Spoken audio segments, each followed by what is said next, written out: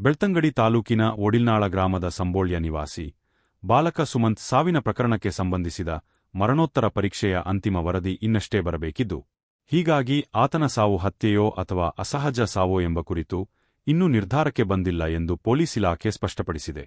ಗೇರುಕಟ್ಟೆಯ ಬರಮೇಲು ನಿವಾಸಿ ಸುಬ್ರಹ್ಮಣ್ಯ ನಾಯಕ್ ಅವರ ಪುತ್ರ 16 ವರ್ಷದ ಸುಮಂತ್ ಗೇರುಕಟ್ಟೆಯ ಸರ್ಕಾರಿ ಪ್ರೌಢಶಾಲೆಯಲ್ಲಿ 9ನೇ ತರಗತಿಯಲ್ಲಿ ವ್ಯಾಸಂಗ ಮಾಡುತ್ತಿದ್ದ.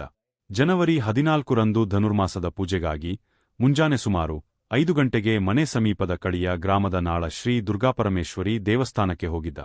ಆದರೆ ಸುಮಂತ್ ದೇವಸ್ಥಾನವನ್ನು ತಲುಪಿರಲಿಲ್ಲ, ಮನೆಗೂ ಬಂದಿರಲಿಲ್ಲ. ಆತನ ಜೊತೆ ನಿತ್ಯವೂ ಧನುಪೂಜೆಯಲ್ಲಿ ಭಾಗವಹಿಸುತ್ತಿದ್ದ ಆತನ ಗೆಳೆಯರು ಆತ ದೇವಸ್ಥಾನಕ್ಕೆ ಬಾರದೇ ಇರುವ ಹಿನ್ನೆಲೆಯಲ್ಲಿ ಮನೆಗೆ ಕರೆ ಮಾಡಿ ಕೇಳಿದಾಗ ಘಟನೆ ಬೆಳಕಿಗೆ ಬಂದಿತ್ತು. ಹೀಗಾಗಿ ಪೋಷಕರು ಬಾಲಕನಿಗಾಗಿ ಹುಡುಕಾಟ ನಡೆಸಿದಾಗ ಬೆಳಗ್ಗೆ 11:30ರ ಸುಮಾರಿಗೆ ಸುಮಂತ್ ಶವ ಕೆರೆಯಲ್ಲಿ ಪತ್ತೆಯಾಗಿತ್ತು. ಈ ಪ್ರಕರಣಕ್ಕೆ ಸಂಬಂಧಿಸಿದಂತೆ ಬೆಳ್ತಂಗಡಿ ಪೊಲೀಸರು ಪ್ರಕರಣ ದಾಖಲಿಸಿ ತನಿಖೆ ನಡೆಸುತ್ತಿದ್ದಾರೆ.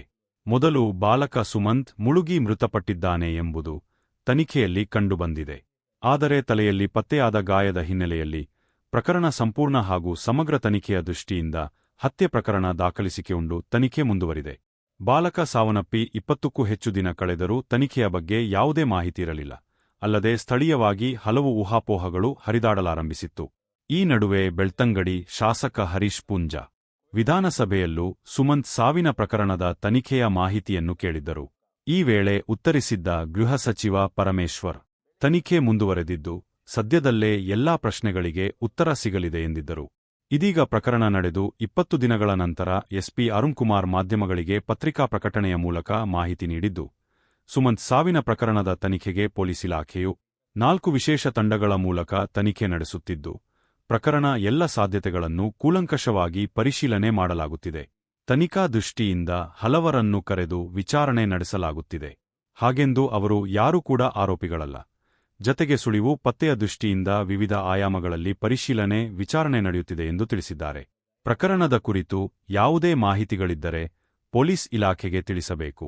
ಪ್ರಕರಣದ ಕುರಿತು ವದಂತಿಗಳಿಗೆ ಯಾರೂ ಕೂಡ ಕಿವಿಕೆಡಬಾರದು. ವದಂತಿ ಹರಡುವವರ ವಿರುದ್ಧವೂ ಪೊಲೀಸ್ ಇಲಾಖೆ ಸೂಕ್ತ ಕಾನೂನು ಕ್ರಮ ಕೈಗೊಳ್ಳಲಾಗುತ್ತದೆ ಎಂದು ಎಚ್ಚರಿಸಿದೆ. ಜತೆಗೆ 2025ರ ಆಗಸ್ಟ್ನಲ್ಲಿ ನಡೆದ ಅಸಹಜ ಸಾವಿನ ಪ್ರಕರಣದೊಂದಿಗೆ ಈ ಪ್ರಕರಣವನ್ನು ಸಂಪರ್ಕಿಸಲಾಗಿದೆ ಎಂಬುದು ಗಮನಕ್ಕೆ ಬಂದಿದ್ದು, ಹಿಂದಿನ ಪ್ರಕರಣ ಹತ್ಯೆ ಎಂಬುದಕ್ಕೆ ಯಾವುದೇ ಸಾಕ್ಷ್ಯ ಲಭ್ಯವಿಲ್ಲ ಎಂದು ಇಲಾಖೆ ಸ್ಪಷ್ಟಪಡಿಸಿದೆ.